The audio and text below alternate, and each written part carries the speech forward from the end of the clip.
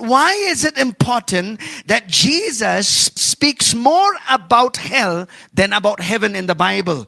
Especially to believers, especially to his disciples.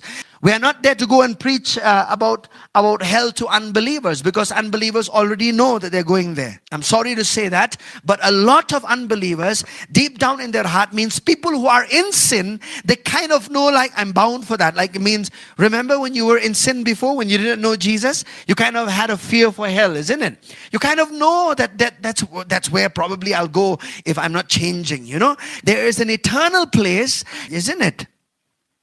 So the teachings of hell need to be understood by believers. That's why I'm sharing this to you this morning. So that you will have a heart of compassion for people who have not known Jesus, so that you will do whatever it takes in your strength to bring them to the kingdom of God. Amen. And so as a church this morning, I want to challenge you from God's word.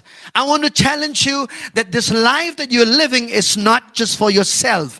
The Lord did not save you just for yourself, but the Lord saved you so that you could become a blessing to someone else in your life. Amen. And it's time for us as a church to get awakened to this fact that the responsibility of winning the lost to the kingdom of God is upon us as a church.